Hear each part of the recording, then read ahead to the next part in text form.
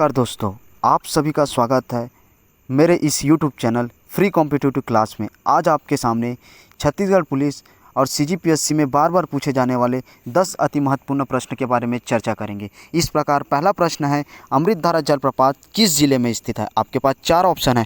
Option A Kawardha, option B Koriya, option C Surguja, option D Jashpur. इसके सही answer है ऑप्शन बी कोरिया। यह क्वेश्चन जो है वह ऑप्शन ऊपर डिपेंड करता है। अगर ऑप्शन में मनेंद्रगढ़ चिड़मिली लिया हुआ है तो आप आंसर मनेंद्रगढ़ चिड़मिली लेंगे। अगर ऑप्शन में कोरिया दिया हुआ है तो आप आंसर में कोरिया लेंगे, क्योंकि यह जो जलप्रपात है वो कोरिया जिला और मनेंद्रगढ़ चिड़मिली जिला के बॉर्डर में स्थित है। इस प्रकार अगला प्रश्न है, प्रश्न नंबर 2, राज्य के किस नेता को सर्वप्रथम किसी राज्य का राज्यपाल बनने का गौरव प्राप्त हुआ है? आपके पास 4 ऑप्शन है। Option A Chandulal Chandrakar, option B Motilal Bora, option C Vidyacharan Shukla, option D E Raghendra Rao. इसके सही आंसर है ऑप्शन बी मोतीलाल बोरा। मोतीलाल बोरा एक भारतीय राजनेता थे।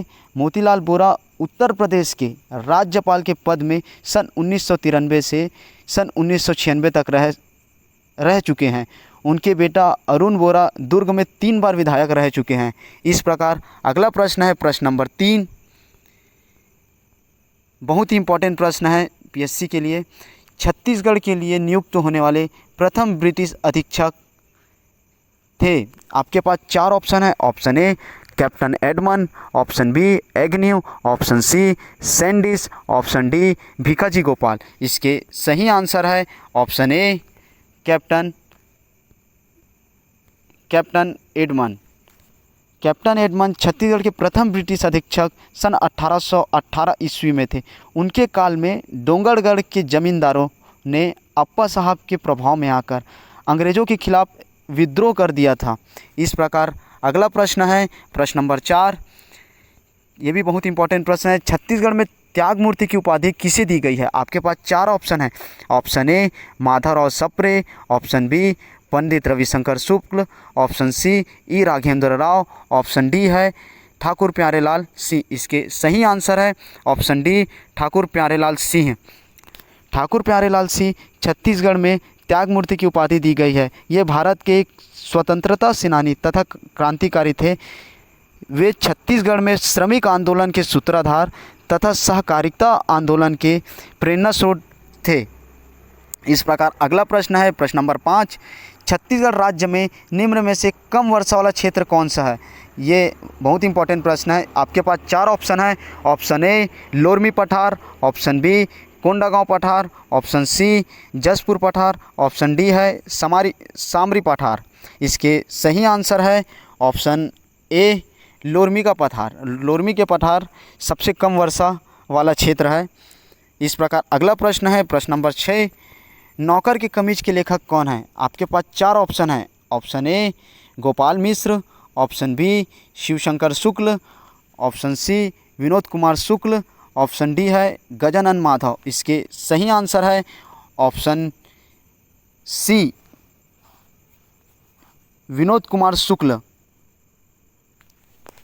नौकर के कमीज विनोद कुमार शुक्ल द्वारा रचित एक उपन्यास है, जिसका प्रथम प्रकाशन छत्तीसगढ़ में 1994 में हुआ है।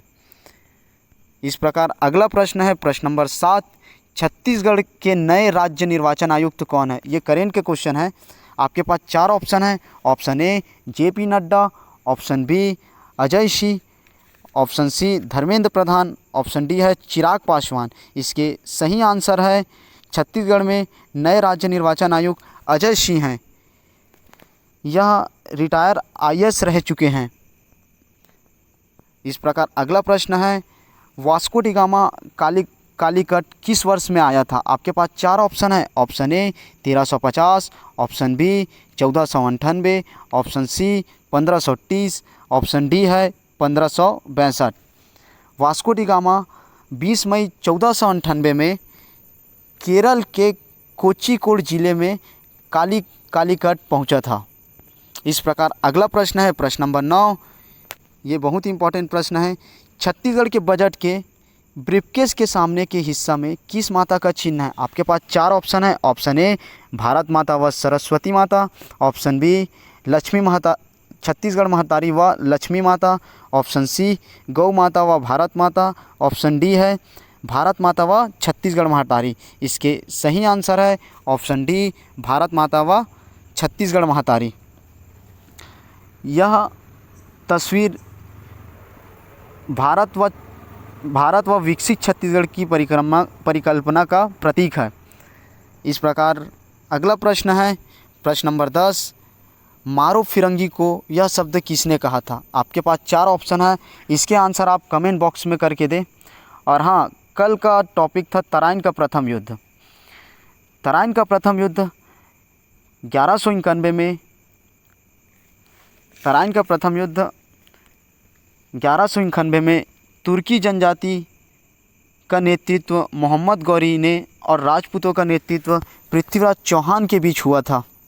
यह युद्ध 1191 में दिल्ली से 150 किलोमीटर दूर उत्तर में तराइन के दोनों सेनाओं के बीच हुआ था। बताया जाता है कि यह युद्ध मोहम्मद गौरी के लिए निराशाजनक था और इस स्थिति से बचने के लिए मोहम्मद गौरी वहां से भाग गए थे और राजपूतों ने निर्णायक रूप से यह युद्ध में विजय प्राप्त की थी। कल का टॉपिक तराइन का द्वितीय युद्ध। सो धन्यवाद दोस्तों। अगर वीडियो अच्छा लगा हो तो प्लीज़ लाइक शेयर सब्सक्राइब ज़रूर करें। सो